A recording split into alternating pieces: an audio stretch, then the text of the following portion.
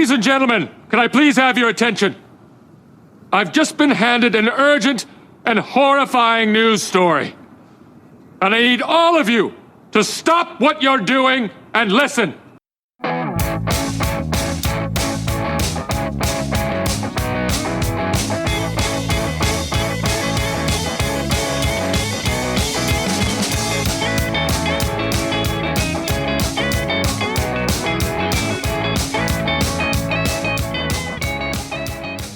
Hello and welcome to Cage Fighting. We're here to answer all of your film questions, but as you've seen the title already, not this week. I'll explain further in a moment, but it's your main man Andy Gillard here. Hope everyone's safe out there. How are we doing, guys? Matt Guy here. Hope everyone's doing all right this evening. Does that mean that I'm second main man then, or third main man? You just have to pick a position and just go for it, I find. Well, yeah. Now you're talking. Stu, hello. And with this week, friend of the pod, Jordan Russell. Jordan, how are we doing, mate? Yeah, I'm all good, thank you. How are you, Yacht? As part of your introduction to the latest Cage Fighter, we've got a few questions for you. Right, first off the bat, what is your favourite Nick Cage film? I've gone with The Frozen Ground. That's a really interesting choice. Yeah, Not one I expected at all. Yeah. I'll be honest with you, I'm not massive on Cage. And it's pretty I'm not massive on him, but I actually like him in The Frozen Ground. And I don't know why really, because it hasn't even got that good of an IMDb rating. I just really like the film. I don't know what it is.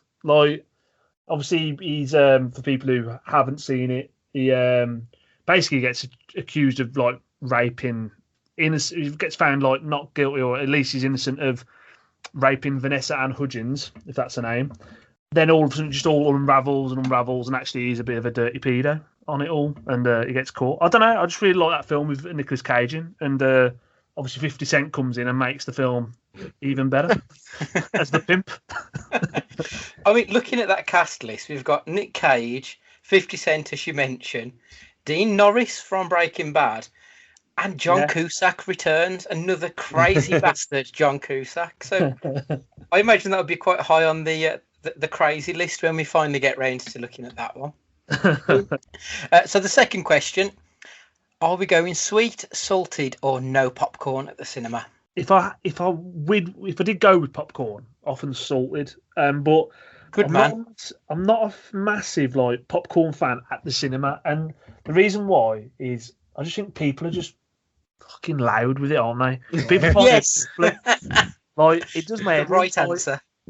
So me and my friends started when we got back from uni. We end up basically it was just an excuse to get together midweek and have a beer and go and watch a film. We created something called the Wednesday Night Cinema Club. So every Wednesday we go and watch a film. And it just always annoys me when people are eating popcorn or fidgeting with popcorn. It does my head in. We went to watch Star Wars when was it? Was it last Christmas? It just feels like a real long year. It was last Christmas, wasn't it? The last installment. And wasn't even a year. Yeah, bloody hell. And someone in front was just really, they were just proper gouging popcorn, inhaling it, almost see a chimpanzee eat that big scoop and it's like, hey, you've got to shut up, man. If you can't eat in a nice polite way, you should not be eating. You shouldn't be in public for one, but you shouldn't be eating in public. So yeah, if I had to go, it would definitely be salted. But yeah, I'm not really a massive popcorn fan at the cinema. Yeah, you're definitely on my team with that one. And the third question is, if you could watch only one film for the rest of time, what film would that be? When people have said this in the past, do you go with a light-hearted feeling film, or because obviously the best ones are usually a bit gripping and a bit daunting, really, I suppose, and a bit grim to watch over and over. My favourite film of all time, I think, Shutter Island. I think, yeah, but I couldn't watch that on repeat because it's fucking miserable. It's pretty dark. I'm allowed to swear on this podcast, aren't I? Yeah. All right. Oh, mate, you've clearly not listened to our kick-ass episode. 20 seconds. So I think I'd go for something really light and warm, and I think possibly something like Cool Runnings. Just because you can mess around, you can look at your phone, you can look up. John Candy's on the screen, look back down, they're going down the bobsled and all of them in the bath. I just like that film. It's a great film, very light-hearted, and yeah, I think if you want something on repeat, it's got to be quite warm and not serious. Anything too serious is going to be pretty shit, I think. Yeah, you couldn't sit watching like Godfather back to back over and over. As great as good as they are, yeah, you need to be. It's like same as like Lord of the Rings in it, or anything. Or I know you're not Lord of the Rings. Oh, come on. Is that right? You're not, are you, Andy? No, I'm not. No. But something, like or Batman trilogy or anything like that. You gotta be in the mood for it. So yeah, I'll go with Cool Runnings. Yeah, I think in 4.5 months of doing this, that's the first mention that Cool Runnings has had. No. Yeah, it probably is. Oh my god. Yeah, it doesn't get the love it deserves. Yeah, considering Transformers gets mentioned every week and again now, it's never come up, not once. I'm sure we'll rectify that in the near future. Apologies now, because it's that time of year, so there's going to be fireworks going off, and I do have a dog in the household who doesn't like fireworks, so you might hear the occasional bark. So just a warning for you all. So, Jordan is our second ever guest on the podcast. You may remember our first, Mr. David Evans. Dave's got his own podcast, A Daft Question, and yours truly was on the latest episode. That's episode 5 that was released this week. Make sure you give it a download, or if you want, you can go to YouTube where you'll be able to see my mug in living colour. If only I knew they were recording it, I would have made a little bit more of an effort for the video, but what can be done, eh? Never mind. So as I said at the top of the episode, this is going to be a slight different one this week. We're going back to our top 5s. The recommendation was by Jordan. Jordan, why Will Ferrell? I don't even know how it come about really, because I think we were just talking generally after recording a Wolves Fancast episode and started talking about Will Ferrell. I think it come around from Eurovision and basically me saying I think it's his best film in a while. And all of a sudden it's like, okay, so what is good? What hasn't been good? And then I think it's all just stemmed into this, right, let's do a top 5 on Will Ferrell. So yeah, for me, I think he's some of his later stuff's been dreadful. But Eurovision was actually quite a nice surprise, really, with Rachel McAdams, and it was very light-hearted, and I fully enjoyed it. It was a bit saft, like you get with Ferrell, and then all of a sudden it sort of snowballed into let's do a top 5 Will Ferrell films, which I don't think Matt's very happy about. So, Stu, I know you spoke quite strongly about your enjoyment of Eurovision. Are you generally a fan of Will Ferrell? It's pretty similar, really. It's when this came up, the ones that stuck in my head and the ones predominantly on the list are from a while ago. And I was looking down the IMDb list of stuff that he's made, and 60-70% I've never even watched. And I thought, well, reading the synopsis as well, it's like I know why, because I've got no interest in them. Even though me with my stupid films, I probably would like them, but I've just got some. If comedy don't hit right, it don't hit right at all. It's not a good film, is it? You can't even take the piss out of it if comedy doesn't work. So I'm always a bit trepidatious for things like that. But yeah, I mean, in the films that are my top 5 is, well, the top 4 plus 1 are films that I genuinely really love. So I've got no real problem with it. But yeah, cool. If you come on here saying Adam Sandler, I might have had coronavirus and had to self-isolate for 2 weeks. That's that. Now, Matt, I know you're a big fan of Eternal Sunshine of the Spotless Mind. I feel that Jim Carrey and Will Ferrell, they both sort of started off on a similar footing, being primarily comedians. Jim Carrey sort of went down the route of trying to do a little bit more dramatic, but yes, Will Ferrell's never really taken that plunge, has he? I know he did Stranger Than Fiction, but he's never tried the dramatic roles, and I've never quite figured out why he hasn't tried to do quote-unquote proper acting. Yeah, it's, I mean, a comfort factor. People very much enjoy for the purposes of this podcast, I've called it the Ferrell scale, as in how crazy can he be? And I think there's a comfort in that he's very typecast in some of the roles that he does it, and in order to always have a consistent audience, there's always going to be people wanting to watch that. So from an ambitious point of view, I don't think there's a requirement for him to do that. It's not going to he's not going to be getting roles unless he branches out into something a little more dramatic or something like that. And maybe he just doesn't feel challenged as an actor like he needs to. I kind of get the feeling that he doesn't seem the type, I don't know if he's ever done any kind of musicals or something like that, or Broadway or anything like that, but he doesn't seem to me like the kind of actor, just watching interviews and stuff, that really revels in the idea of being famous and Hollywood and everything like that. So keeping his career relevant by doing these dramatic roles doesn't really appeal to him, just from what I can gather. And it doesn't always work. And how quickly in the business that actors are in can a career plummet on the back of one really bad performance, or one performance where he doesn't hit the right note? Maybe there's a fear there from him in that respect. Right, so we'll do our top 5 to 1. We'll go around the table. I'll kick us off. Number 5 is a film called The House. Will Ferrell's okay in it, to be perfectly honest. It's probably not his finest moment, but it's a film starring Jason Mantzoukas, who I am a huge fan of. He plays Rafi in The League. And he's just the kind of guy I will watch in anything, even though all of his characters are kind of samey. We know why we need the money. What's in it for you? Well, full disclosure, the bank has foreclosed on my home. Oh, Frank. There we go. So this money would help me get that back. That's pretty much why Raina left me. No, that's not why Raina left you. It's because you started gambling on golf. Yeah, well, not just golf, but... And you developed an online porn addiction. Okay.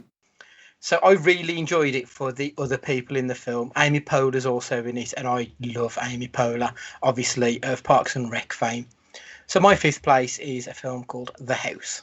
I really like The House. It didn't quite make my list, but I really, really enjoyed it watching it. And I don't think, if there was ever a film on this list that will be considered Marmite, it'll be this one, because the reviews go in extremes to worst performance of Ferrell's career and worst film of his career to really high up there and an underrated gem. And it's I don't know how this film can be so polarizing, because it's not like it's offensively bad in any area, nor is it laugh out loud funny. You need a box of tissues because you're going to be crying with laughter the whole way through. So I'm not sure. I don't know how it polarizes people so much. No, but it really did. I remember the reviews actually say they was like, it's the worst film of, was it 2018, was it, when it was released? Mm-hmm. And it really wasn't. It's a perfectly serviceable film with a couple of really good performances in there.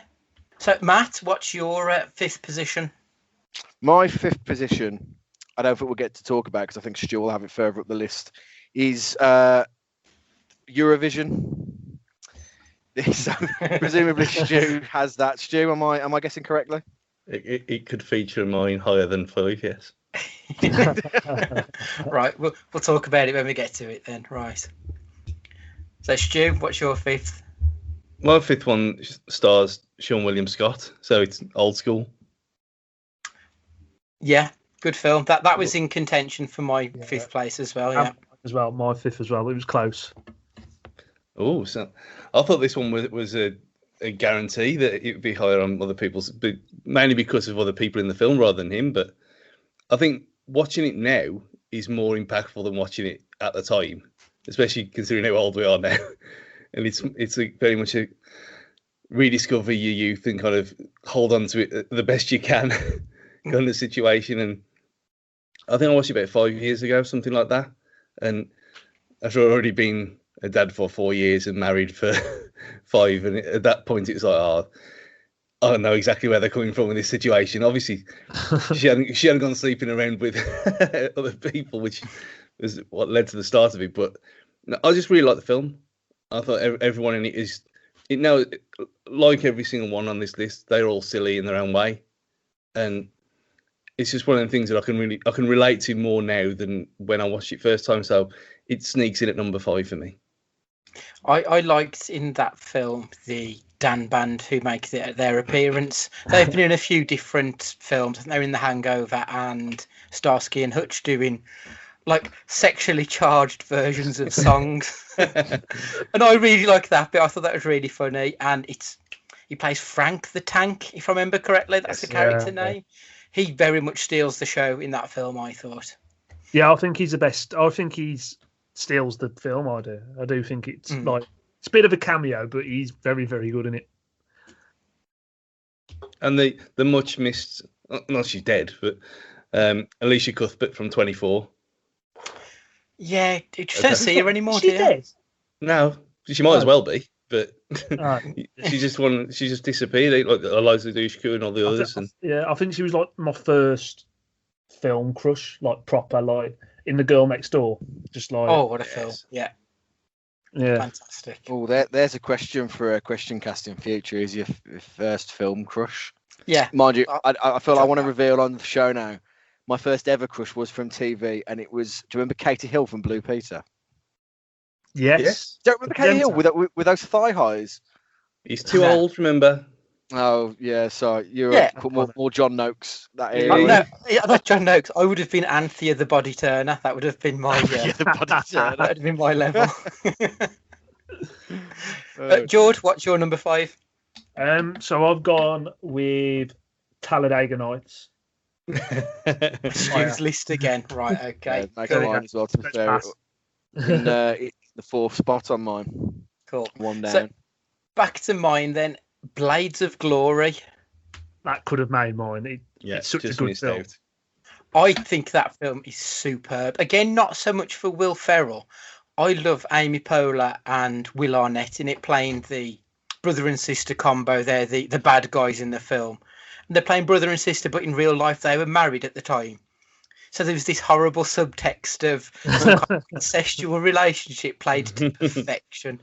It was so funny. It was incredible. And also a big fan of Jenna Fisher from The Office. And she was so sweet and lovable, and you really felt for her in it. I just thought it was a really lovely film. And John Hedder's another one who's sort of gone the way of Alicia Cuthbert. He's kind of vanished and you just don't see him in much. But off the back of that and Napoleon Dynamite, he was primed for a big career that never quite happened. Such a shame, really. Yeah. Definitely. I think the only reason it didn't feature on mine was because it was too out. I'd already got 1 or 2 on this list. It was already quite mad, so I had to cut it. Yeah, I mean that was. I mean all the rest I saw. Well, I would have seen when they came out, and Blades of Glory was one I watched later on. So it was nitpicking to be on my list, but yeah, it is another tick. Good. Right, so Matt, what's your 4th? So my 4th is Talladega Nights, the Ballad of Ricky Bobby. We might as well go into it. Stu, where is it on yours? Out of interest. 4th as well. So this film for me, I only watched it last night again in preparation because I thought it's been so long since I've seen it, and I really like. No, we've already alluded to this, that actually is Will Ferrell held up? Is he made better by the cast around him? And in this film, yes, but I actually think his performance is equally as good. So Sacha Baron Cohen is excellent in this film, really, really excellent. John C. Reilly obviously as well is his sidekick role as he is so often. But Will Ferrell is this rootin' tootin' NASCAR God-fearing American. He's just so good. It's really amazing. It's one of these. I know that the joke's coming, so I'm already laughing about it. He does grace around the table when he talks about baby Jesus, and his wife says to him, you know, Jesus was a man, and he goes, yeah, but I like little baby Jesus, and then he goes, £8, 4 ounce Jesus. Your tiny Jesus, your golden fleece diapers with your tiny little fat balled up fist pawing. He was a man. He had a beard. Look, I like the baby version the best. Do you hear me? I win the races and I get the money. Ricky, finish the damn grace. Okay. Dear 8-pound, 6 ounce, newborn infant Jesus. Don't even know a word yet. Just a little infant and so cuddly, but still omnipotent. It's just silly stuff like that, and it's the accent as well. It's the way he says it. And there's a lot about Will Ferrell that when it comes to his ad lib work as well. So when they do a lot of the adverts within that Ricky Bobby is doing, especially on the blooper reel, that it's so funny, really good. And of all of the sports-related Will Ferrell films, this is definitely my favourite, without question. If you call NASCAR a sport, which you would argue, maybe. Well, Still, you like F1. I don't like NASCAR though. I've got half a brain. Oh, okay, fair enough. Sorry, Todd. Before.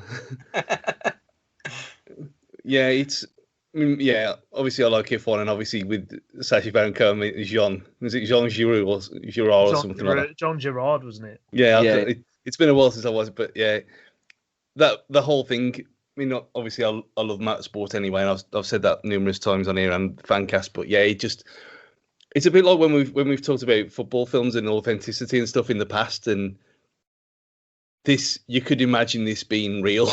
However mental it is, these characters, however exaggerated, are spot on. And it's, when we've all, well, I was going to say we've all seen, like Jean Lacey, an old F1 driver, who I wouldn't be surprised if he based the character on, because he was a bit of a twat back in the day. Yeah, I just love it. Absolutely love it. And it was on your list as well, wasn't it, Jordan? Yeah, number 5. It was your 5th. So why did you put it on your list? It's just the best Ferrell is when you actually fully immerse yourself in the character, and like as Ricky Bobby, it's just funny. It's just like when he's doing the when he's running around the track saying he's on fire, and like when he's like doing this with his hair, he's like with his hands and stuff. It's just like it's just the best Ferrells where you get snippets of just pure gold, like 90-second to 3-minute just comedy gold. So yeah, it's more so for the moments than I think with Will Ferrell, you can argue that none of the films are actually great films. It's just the moments. It's how many moments are in the film. That's fair. That's fair. Yeah, make it so good. So yeah, for me, it's a very funny film, and one of his better ones for me, for sure. Great stuff. So that was your 4th as well, didn't you say, Stu? So Jordan, what's your 4th pick? So I've got slightly a bit off piste. I've gone for Wedding Crashers, and it would be higher because it's one of my favourite films. But it's just because he plays such a small part in it, and just purely like I say, talk about those moments. I think as like a snippet or I suppose a cameo in a film. Honestly, it just makes my belly roll every time I watch him. When he's just in the house, just shouting about "Ma, the meatloaf, fuck." It's just but Wedding Crashers itself is just a fantastic film. Like, you know, with Vince Vaughn and Owen Wilson, Rachel McAdams, Isla Fisher. It's just a real Christopher Walken's in it as well, isn't he? Yeah. I just love that film, and then Bradley Cooper obviously as well. Of course, yes. Yeah. So yeah, I just love that film. But as as a Will Ferrell moment, I think that's possibly the best for me. It's my best Will Ferrell character. I know it's so short, but I could watch a film of him. Honestly, that character. If there was a spin-off, I'd just watch it. I'll be there straight away. Yeah, so Wedding Crashers is one of the few films with Vince Vaughn in that I really like. Generally, as an actor, I've got no time for him, but in that, I don't know if it's because Owen Wilson in that Owen Wilson, yeah. I don't know if it's because he's very likeable. He pulls you through the film, but he even makes Vince Vaughn seem less of a twat. So I really like Wedding Crashers. So do you not like? So you're not a Dodgeball fan then? Dodgeball's good. That's it. He did those 2. Yeah. But I think everything else I've seen of his, it does nothing for me. I quite like The Internship as well, which when him and Owen Wilson go and work at Google. I don't know if you've seen it. I couldn't. I started it and I couldn't get like through it. No. But then, like Vince Vaughn in True Detective season 2, I was just gonna say that car crash. I just didn't like it. No. Yeah, it just didn't work for me.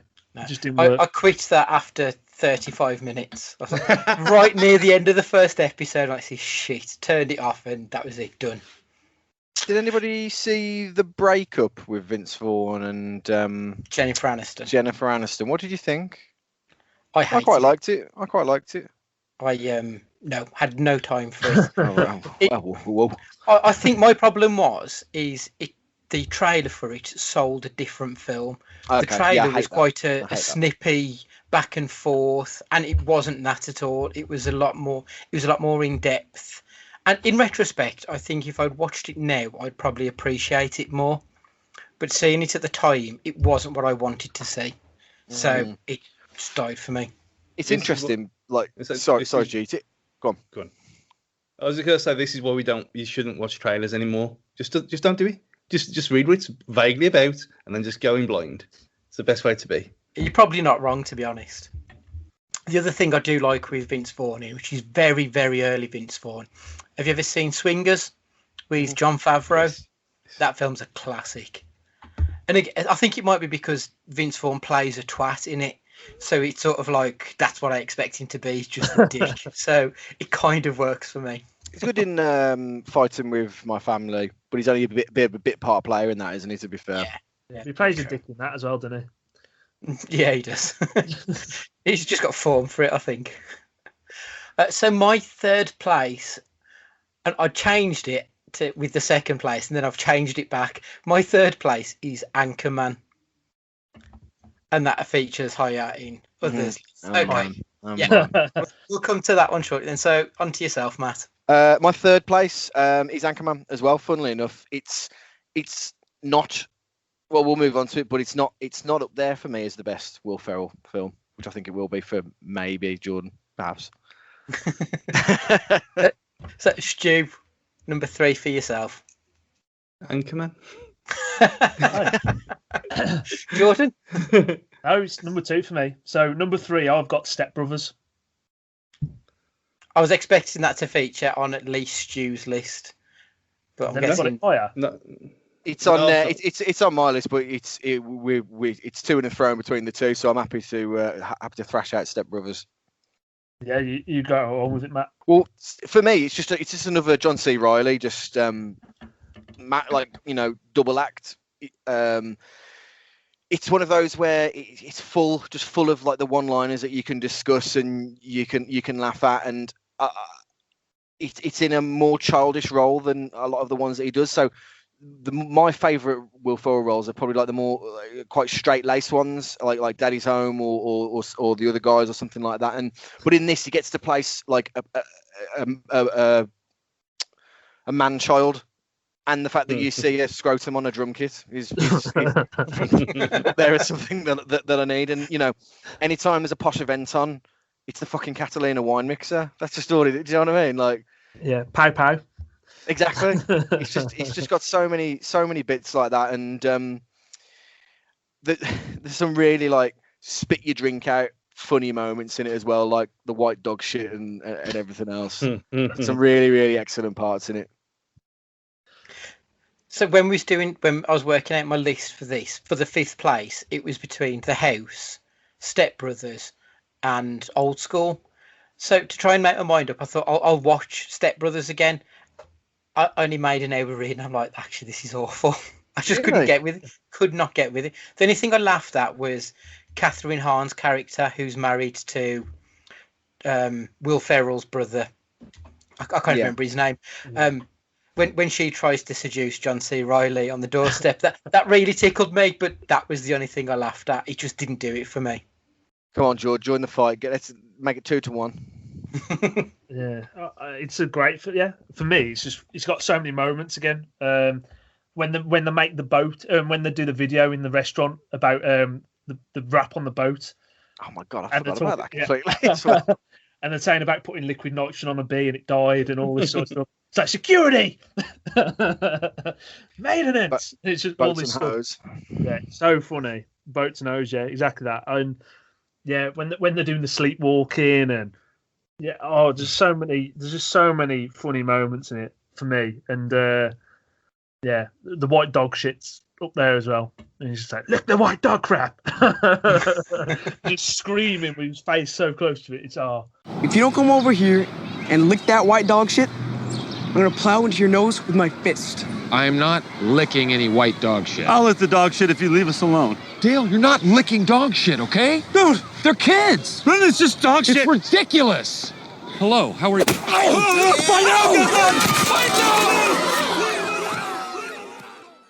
Yeah, for me, it's a great film, and I think he works really good with John C. Reilly. Obviously, Talladega Nights works really well as well. So yeah, I love it. I haven't watched it for a bit of time, but yeah, for me, it's. I think it's more so what I was probably about like teenager years. So it's sort of like you sort of resonate that film with that time frame, and the amount of times me and my mates watched it pissed up. It's just fantastic.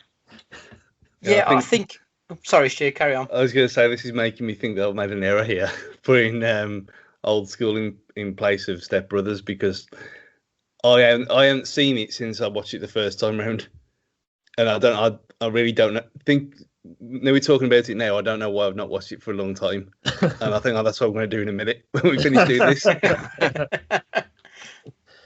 But guys, I do like John C. Reilly. I think John C. Reilly's a really good actor, and he's someone who's shown that he's got a decent range on him as well.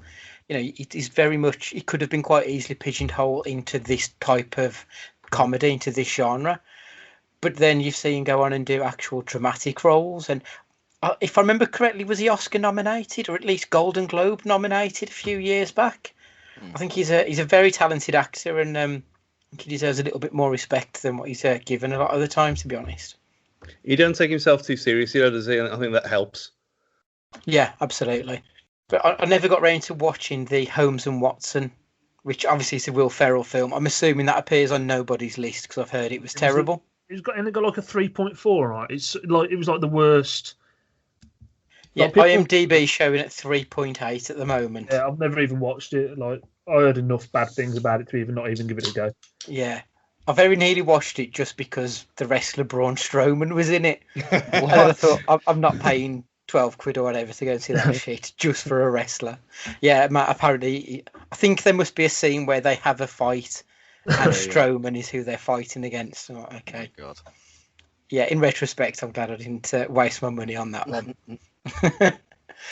So my second place, and I will be stunned if any of you have got this, Jay and Silent Bob Strike Back. No, but if you'd have asked me to put my mortgage on one that I know you would have, it would have been this.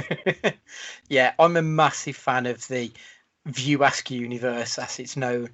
I think the whole, so like obviously you've got Clerks, Mallrats, Chasing Amy, Dogma, and then Jay and Silent Bob Strike Back. I love the fact that you've got films about like the most important things in life.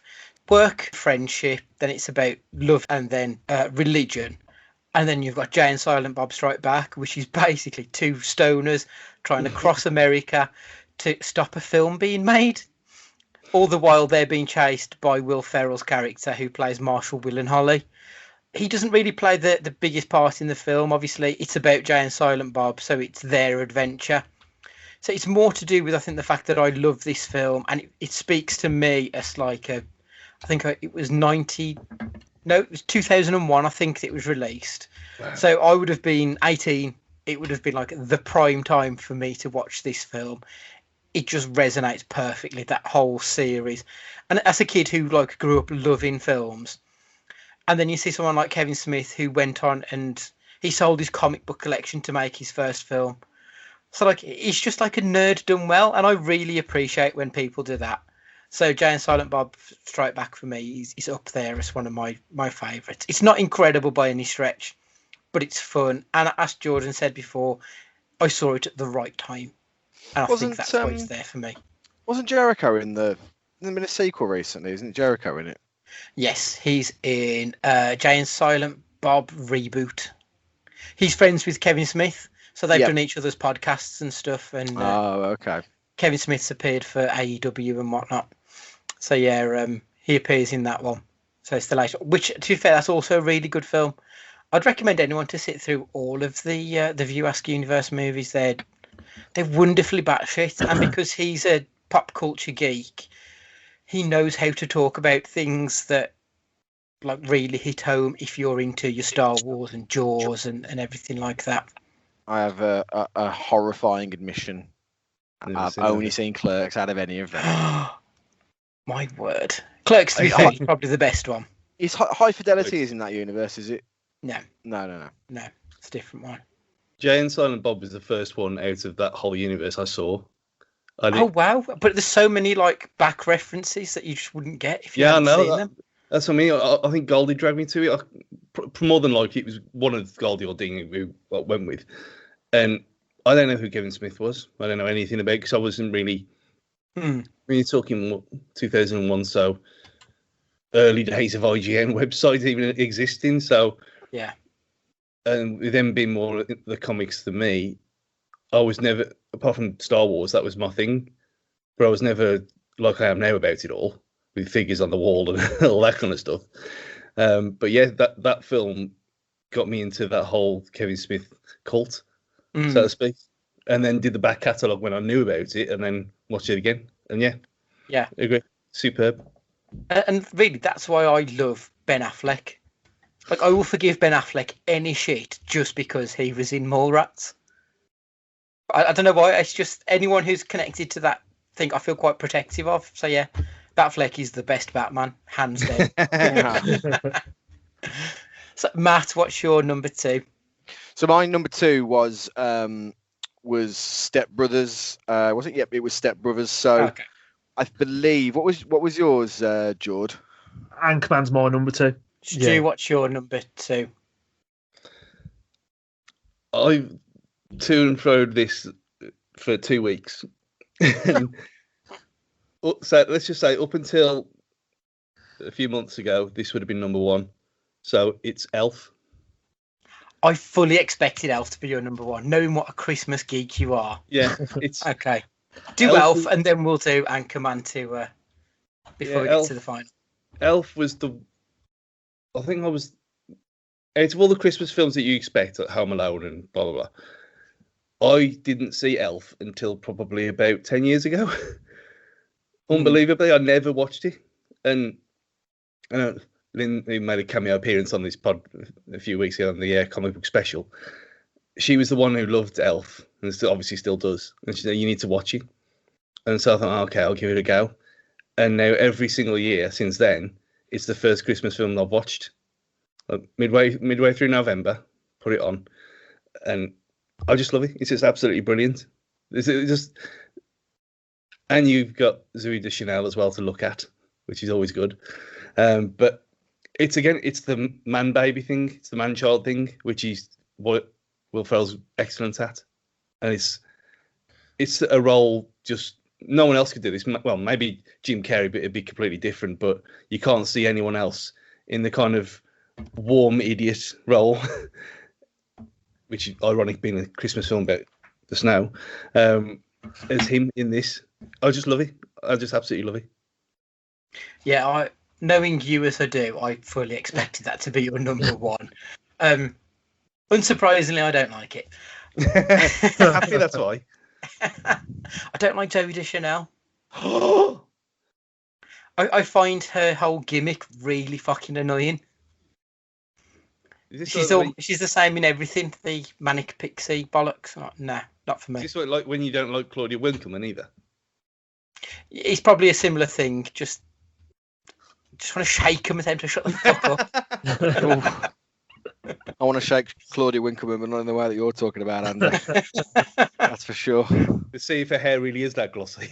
Yeah, exactly. Good save. I only can you believe this? I only saw Elf last year, first time, because Christmas films don't do anything for my black heart. So I only saw it for the first time last year. I'm starting to warm towards them, which is good for something that we may or may not be announcing later on. But Elf, it was absolutely serviceable as a Christmas film, I guess. Though it's not even Will Ferrell's best Christmas film, in my opinion. In another film that may or may not make someone's list. So yeah, it's very safe and it's absolutely fine, satisfactory, mediocre. 5 out of 10. Which Right. again, you can say 5 out of 10, and I'll take it because that's in reality that's what you'd give it. Yeah, that's fair. You've got terrible, shitty CGI, well, stop motion creatures for no reason whatsoever. I mean, if we did this as a picture pod, you could pick this film apart, every single scene, for how ludicrous it is.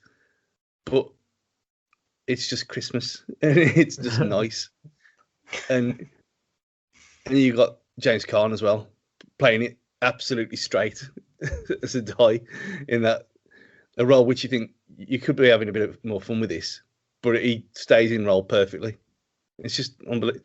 I just love it. It's obviously behind Die Hard because that's the best film ever. But other than Die Hard, it's my favourite Christmas film. I've got no words to say. Like, Home Alone is much better. Right, so George, you said your number 2 was Anchorman. Does that feature in anybody else's list? Yeah. At number 3 for me. 3 for me as well. Cool. Okay, so we can discuss Anchorman now then. George, kick us off.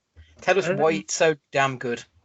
It's so damn good because it's so damn stupid in it, and it's not just it's not just Will Ferrell though, is it? You've got Paul Rudd, Steve Carell, and who plays Champ Kind? He's mine. Do you know what is that called again? No, you're asking. I just thought of it, and as soon as you've asked the question, it's gone out of my bloody head. I've just seen him in the Goldbergs when that was just on. He plays Dave Keckner.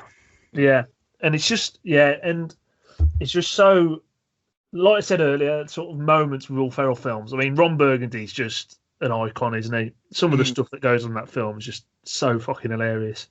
The fight scene for me is the best with all these cameos coming in. Yeah, like bloody Vince Vaughn, your favourite, Andy, and then you've got Amy Poehler's in that as well, isn't she? In the fight scene, I think. Yes, she is. Yes. Will Smith's in there.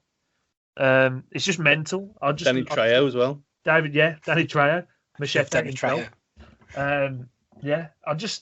The film is just it's a completely stupid story. Now, obviously, he falls in love with a lady co-anchor, Veronica Corningstone. Then she basically becomes the lead anchor. He has a meltdown like Will Ferrell does in every film, and then he saves her in a bear pit, and then everyone lives happily ever after. So there you go. That's for anyone who doesn't want any spoilers. I've sort of ruined it for you now, but it's how you get from A to B, isn't it? Like, and everything in between. It's just so funny on it, and even when it's Seth Rogen, isn't it, on the motorbike, and he just punts Baxter into the yes. Even like it's like scenes in it. It's just like little scenes that just make it such a funny film, and like when you watch it, you want to laugh. Like, you don't want a serious film. You can rip any comedy film apart for anything, but actually the moments it's got and some of the scenes, just hilarious for me. Like, it's so funny, and it's timeless. I think you can watch it so many times and still laugh at the same parts, and maybe even laugh at other things as well. Have you ever seen the outtake second film that they made? Yeah, incredible. Which is arguably better than the actual film itself. Yeah, the second one's good as well. Yeah, well, the outtake film, is good. What's this? I've not heard of this. Yeah, it's like it was a 2-part DVD, and like it was on white sleeve, wasn't it? Yeah. If I remember rightly, and he was wearing like a burgundy suit, and it's basically just the outtakes of the film, I think, isn't it? Yeah, I don't in chronological order of the film. Yeah, but they kind of they use it to make it kind of it's really clever. Yeah, it's called Good Morning, Ron Burgundy. I think something like that. Yeah, something like that. Yeah. It's excellent. It's because obviously a lot of what they did was it's not scripted, so a lot of it was off the cuff. All improv. So you'll get the same scene several times, but with completely different catchphrases and stuff in there. So then they put that into the second film, and it makes it into its own beast. Yeah, it's really good. It's far better than the actual official sequel, isn't it? Oh god, yeah. The official sequels, I've seen it, and I couldn't tell you anything that happens in it. It's just instantly forgettable. He makes friends with the dolphin, doesn't he?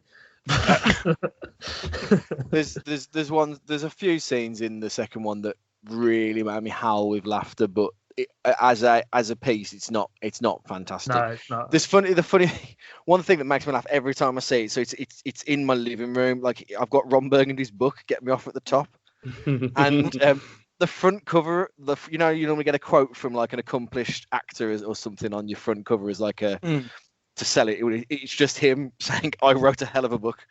It just makes me laugh, and I don't know why, because it's just something that Ron Burgundy would say. If we're talking about, first on Anchorman, it's like the film that sunk 1,000 quotes, isn't it? Really, there's so much in that film that you would quote, and his supporting cast are excellent in it as well. And it's just, it's the kind of film when the house party's winding down and people are starting to leave, but the people are staying over, want to put a film on to wind down with. You whack on Anchorman and you just have a laugh with it, or you need a pick me up, you put Anchorman on. You just want something while you're fidgeting on your phone, you put Anchorman on. It's just excellent. I can't say enough good things about it. It's probably literally for hipster reasons only. It's because it's so beloved. It's probably the reason why it's not my number one for hipster reasons only. Yeah. When we talk about kind of ad-libbing though, and the kind of bloopers or the gaffes, there are no better bloopers when it comes to Will Ferrell than Eastbound and Down. I don't know if you've seen it. If you haven't, pause the podcast now. I'll never say that again. Pause the podcast, get on YouTube and watch it. There's a scene where they're trying to say that he feels the tension in his plums, basically. And it's the way he says it and his delivery of it, and like Bernie Mac's in it, he can't stop laughing. It's so funny, to the point where it became a catchphrase of me and my friends. I was at the Gifford once, so drunk. I don't remember any of this. We live streamed to YouTube, was saying about our plums. Didn't know about it. 5 days later, we see somebody at work and they were like, "Man, you guys were drunk, weren't you?" We're like, "Huh? What do you mean?" "Oh, you were all like, you were on YouTube. We had a notification because I've got like a gaming channel." Like it popped up as doing like Will Ferrell outtakes. It's just, you have to watch it. It's so funny. Is this still up there? No, it's long deleted. Oh. Deleted. That's a shame. Believe you me. What I love about Anchorman, it's probably the film of his with the biggest cultural impact. Like you said, nothing else has got the quotability of Anchorman. Like Sex Panther. Yeah. 50% of the time it works 100% of the time. That's fucking brilliant. You're a smelly pirate hooker. Tits McGee.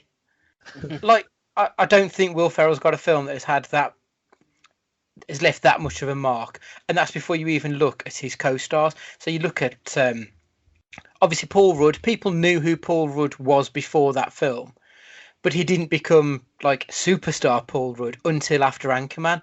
I think that was the film that changed him from just being a decent all-rounder to the go-to guy for a Paul Rudd type. It also helped Steve Carell with The Office, didn't it? After season one, he filmed that after season one, or it was released after season one, and then all of a sudden, people loved Brick Tamland, and then they were like, right, let's watch The Office because Steve Carell's the main person in it, and that's where all that popularity come from that as well. Absolutely, and I think that it's even had the knock-on effect. So even someone like Seth Rogen has then gone on to have a much better career because he's quite closely tied in with Steve Carell, thanks to 40-Year-Old Virgin, which Steve Carell probably wouldn't have done had it not been for something like Anchorman. Yeah. So I think this film's actually had quite far-reaching cultural impact, and I think that's excellent. That's why it's my number 2. There is one film that I think is a better film, but it's probably not a more important film. Yeah, but we'll get to that in a minute. So I think we should just do a few honourable mentions. For myself, I've gone with The Other Guys, literally just because The Rock is in it. What more reason do you need? The other couple I've got, I doubt you'll have had these. In 30 Rock, I'm a huge fan of 30 Rock. And it's based around 30 Rockefeller Center. It's about a TV show. And they do these fake advertisements for a TV show starring Will Ferrell. And the show's called Bitch Hunter. It's fucking hilarious. Just watch the clips on YouTube of Bitch Hunter. It's just 2 adverts for a show, but it's great. And also there's the short Funny or Die clip called The Landlord, where he gets bullied and abused by this child who plays his landlady. It's really funny. Again, that's worth watching. And I listened to a podcast today called Smartless, which is Will Arnett, Jason Bateman and Sean Hayes, and Will Ferrell was the guest on it, and it was really interesting to hear him talk about his life growing up and everything that you just don't know. I haven't seen a lot of interviews with him to know more about him than the work he's doing, so it's quite interesting to hear about his father was a musician, and he's kind of been around the business for a while. So it's just really interesting to hear a different story. So they're my honourable mentions for Will Ferrell. Matt, what are yours? I only put one really because we've discussed the majority of the films I wanted to talk about, and to be fair, The House would have been on an honourable mention as well. I do have quite a lot of love for, and it's quite relevant now, The Campaign. I don't know if you saw The Campaign. Yes. With Zach Galifianakis, have I pronounced that right? Galifianakis, yeah. Galifianakis. It's quite a funny. Again, it's Will Ferrell as a slightly more straight-laced, rootin' tootin' American.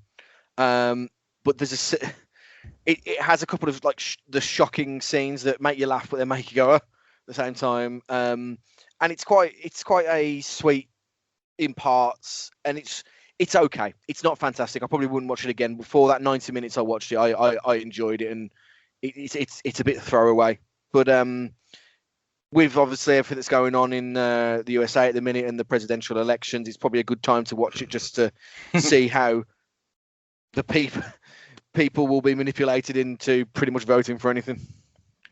Yeah, that's the weird thing watching that film and then seeing like the American race. You realise that it's really difficult to satirise what's going on in America because the truth is much more batshit than the fiction that they've written about it. Yeah. So Stu, your honourable mention. Lego Movie. That features on my list. So. Oh. Mm. We'll say no more. Jordan. All mine have been said. Old school Eurovision and Blaze of Glory were my three. So they've all been covered in the top 5, which is good. Would we argue that Semi-Pro is the worst of his sports films?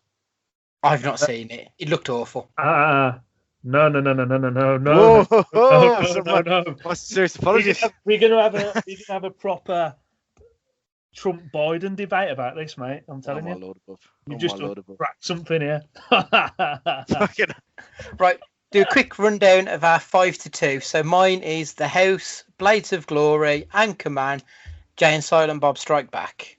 Matt? So we've got Eurovision, Talladega Nights, Anchorman, and Step Brothers for me. Stu?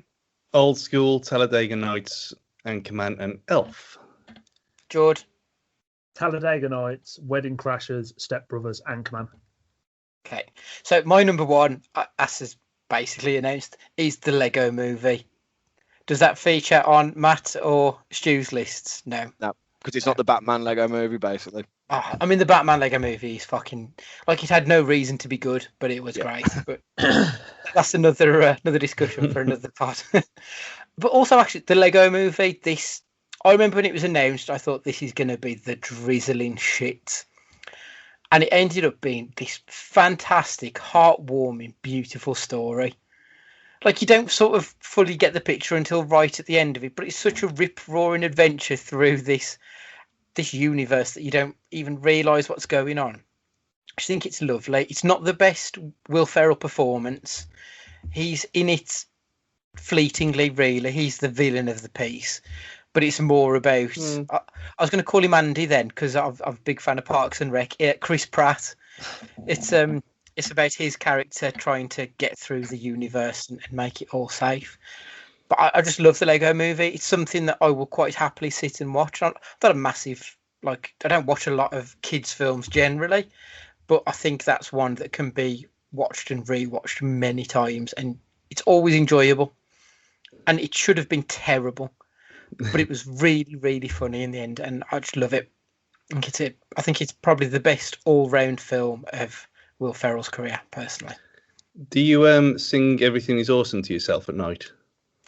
No, not at night. I will sing along with the film when it's on. When the first time I saw it, I couldn't get that stupid song out of my head for days on end. Yeah, I could even. It's very infectious, isn't it? It really gets you. Yeah, I really like it. I mean, that's why it was honourable mention. I didn't put it in because he's not in it that much, other than you got when he's in the real world sections as well. But yeah, it's an excellent film, and he's strangely heartwarming as well. Yeah, it is. It's really beautiful. And to be fair, the sequel is as well. Like about, obviously the relationship between the kid and his sister, and how we should all just play together and be happier people with it all. And I think that's a really good message to send out. Yeah. Matt, what's your number one? So my number one is The Other Guys. It starts off with a massive bang, and because I knew who was in it, and it starts off with The Rock and Samuel L. Jackson, I thought, what the hell's going on here? Like, this isn't the film I thought it was. Have I stumbled into the wrong film or whatever? And then they just get KO'd and wiped out at the start of the film. And I think it's a real, in the same way that, ironically, the same way in Kick-Ass sets the tone of the film straight away. This does as well. And I think Will Ferrell plays two roles in this as well. He plays obviously this super straight-laced role, but then he plays his pimp alter ego as well. And I think he does that really, really well. And that's that. You know, we talk about Crazy Cage. We like that. And that's what Will Ferrell does as well. And I think Wahlberg's really good in this as well. Because I really love Daddy's Home as well. The two are a really good pair together, and you know, Eva Mendes. The dynamic between Wahlberg and Mendes as well is really, really funny, and Will Ferrell's completely oblivious to it, and I think they play that off really well. And I just Coogan, excellent in it, and the TLC references as well from I'm having a mind blank. Batman Keaton. Is Keaton in that in The Other Guys, isn't it? I'm fairly certain it is. I can't remember. I've completely blanked on this film. This is going to be another one. I haven't seen this film. I just looked it up. This is going to be like a Kingsman thing where I know I should watch it, but I haven't seen it.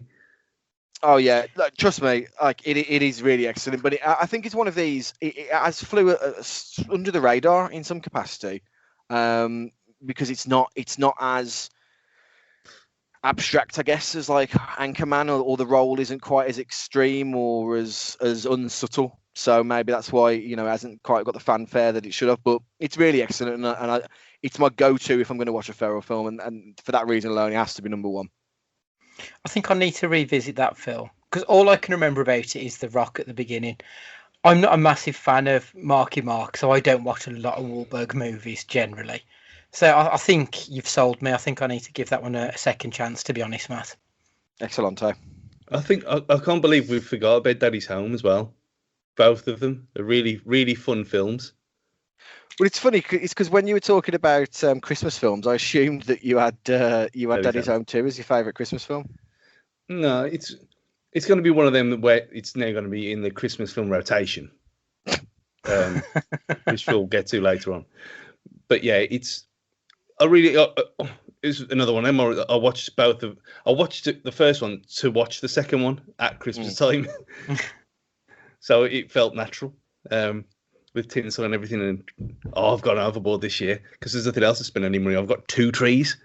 So I've got one other. So I can have one in the background there, so you can look at it all the time. But yeah, anyway, yeah, Daddy's Home, Daddy's Home 2, really good, really fun films as well. Just honourable mentions.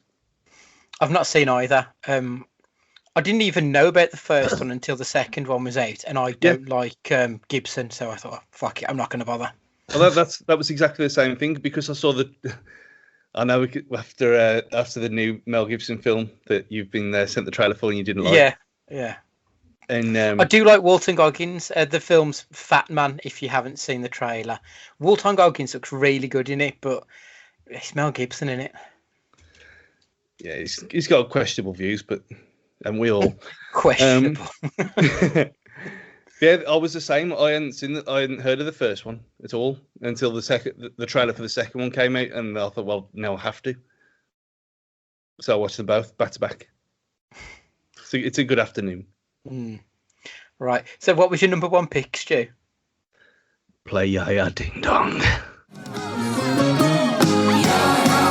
Ding dong, ding dong. It has to be the greatest film of the year. 10 out of 10. This and Hamilton has been the most talked about thing. Andy removing the headphones there. This and Hamilton have been the most talked about things on this podcast in this whole run. Yeah, they have. It's just superb. As a massive Eurovision fan, as a massive fan of camp and of nonsense, this ticks absolutely every single box. Don't need an explanation. It's just class. Yeah, I mean, you've spoke about it enough in enough glowing terms that we don't really need to deep dive into this one. Obviously, Matt, you're also a big fan of Eurovision, aren't you? Yeah, absolutely. It's probably the most dramatic as a film on my list, but it's not a drama at all before it puts anybody off. But it's the sweetest film. It's the film with the most heart for me. And it's massively camp, and the musical numbers are fun and good in it, and it's just something a little unusual. And it's another one of these random Pierce Brosnan with a beard cameos that we just seem to be stumbling across as well. With an accent again. Yeah, with an accent again, like in the latest Fancast episode when we looked at final score. Yeah, I love it. It's great. I probably, if I'm going to do anything related to this podcast this evening, I'm probably going to go watch Eurovision after this, I think. Sorry. Jordan, you're a fan as well then, yeah? Yeah. I think it's his best one for a long, long time. And I think that I've only watched it once. I think if I'd have watched it more than once, it may have been higher up. I think he's been pretty mediocre for a while. And I just really like the film. I just think it's funny. It's just in a real shit year, it put a smile on my face. So, yeah, I've got a lot of love for it as well. I think it's cracking. That's completely fair. You are right. I mean, there hasn't been much to particularly celebrate this year, and it is heartwarming. It's not particularly my cup of tea generally, but it is a heartwarming film, I guess. Yeah. So on to your number one then, Jordan. Well, Matt's I know we're going to argue about this now. My number one Will Ferrell film is Semi-Pro, and I'll tell you the reasons for why. So, it come out. The first time I saw it, I was at first year at uni. And again, where I say it's films for moments, I think me and my friends could quote this film back to back. Like, it's just so funny. Like, it's stupid. It's basically about a man called Jackie Moon who owns the Flint Tropics, and they're about to get taken over. The league's basically about to get merged into the NBA, and the Flint Tropics aren't good enough to be an NBA team, so they have to fold at the end of the season. Flint Tropics are crap, and Will Ferrell is the owner, captain, chairman, all this sort of stuff. And basically, he says he wants to get to the NFL, and the NBA. And they say if you want to be in the NBA, you've got to come fourth place. And it's all about coming fourth in the league. And it's just about from there all the way to getting to fourth and everything mad in between. So people who haven't seen the film, he fights a bear. He wrestles a bear to raise money. He basically does all the halftime dancing and shows as well in between the games. Woody Harrelson's in it, who I'm a massive fan of. I love Woody Harrelson. And he buys Woody Harrelson for a washing machine. So it's just there's just so many just funny skits in it, and I can't believe Matt hates it. I can see on his face he fucking hates it. No, let's have it right. Hate's a strong word. Well, I'd recommend anyone to watch, give it a chance, because honestly, I just think it's a very, very funny film, and it probably ain't got the love it deserves. And there's probably a reason why. I'll probably see it in rose tinted glasses, but for me, it's my favourite Ferrell film, and I just love it. It ends up having like a bit of an argument with a vicar as well, who happens to be the referee in all the league games as a vicar, and he tells him to suck my cock or I'll murder your father, murder your family, Father Pat, and it's sort of just stuff like that. It's just look, see you laughing, and I haven't even delivered it well. There you go. Just honestly, just please, whatever you do, just watch Semi-Pro and just let me know what you think. If you don't like it, you don't like it, but I think it's fantastic. Okay, I think I want to give that a go actually. Matt, you watch it again? No, that was a glowing review enough for me that I will watch it again, and I think you nailed it on the head really. Like, there are loads of funny elements to it, and because we've done a bit more research into Ferrell films, I think I'll probably enjoy it more now, knowing the funnier bits that you enjoy from it. It's just like Talladega Nights. For me, he's by far the funniest sport film, but that doesn't necessarily mean Semi-Pro is a bad thing at all. And the fact that it's like in a moment in time in your life where it was like really important, and it becomes those films that like you share with your friends. That's class. That's why like Insidious for me is like one of my favorite horror films, not because it's any good, but because like every Halloween party with me and my friends are watching Insidious, and Tom, one of the guys who listens to this show regularly, he's such a baby when it comes to horror films, and he would literally get batshit scared at this film, and that's why it's so great. So it's really good that you have that in this film. Yeah, but that's sort of, I know I messaged you after the last episode you did where I said with Wreck about being a foreign film. That was with friends as well, and that's terrifying because it's terrifying because the film's terrifying. It's all on handheld. Anything on handheld cameras just makes it feel realistic, and I fucking hate it. Second of all, it's because you're watching the subtitles. You can't not watch the screen. Otherwise, if you it's not, unless you can speak Spanish, which from my thick Wolverhampton accent, obviously I'm not fluent in Spanish either.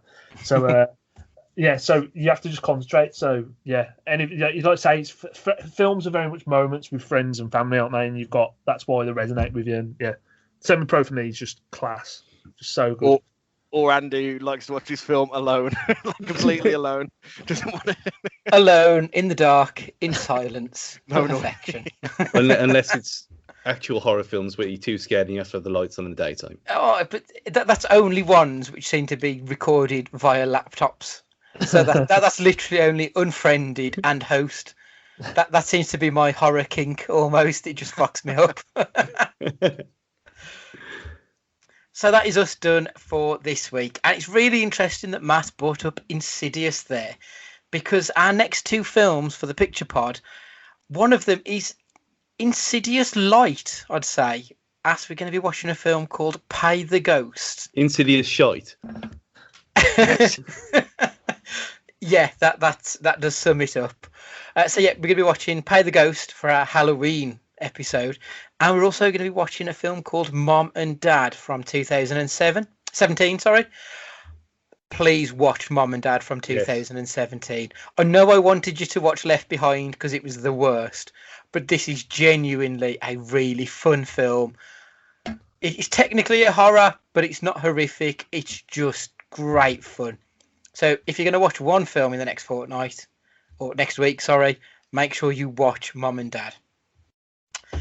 So if you've got any opinions on our top fives, or if you'd like to share your top 5 Will Ferrell films, please drop us a line. You can get us on the Twitter at CageFightingPod, or you can email us to cagefightingpod@gmail.com. So for this week, Stu, would you like to say goodbye?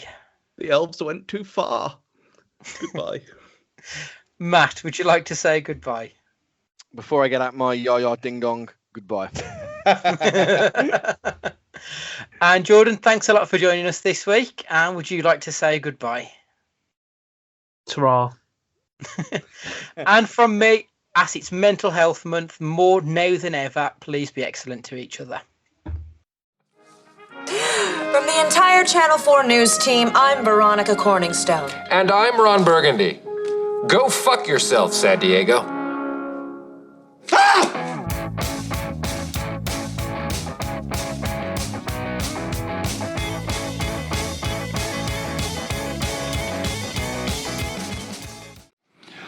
Gonna find my baby, gonna hold her tight, gonna grab some afternoon delight. My motto's always been, when it's right, why wait until the middle of a cold, dark night?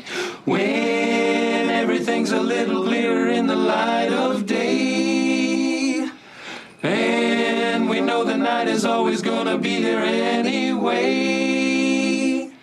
Thinking of you's working up my appetite. Looking forward to a little afternoon delight. Rubbing sticks and stones together make a sparks ignite. And the thought of loving you is getting so exciting. Sky rockets in flight. Woo! Afternoon delight. Whoop. You guys have it, I think. Afternoon delight. Afternoon delight. I'm gonna make a phone call here. Freshen this up.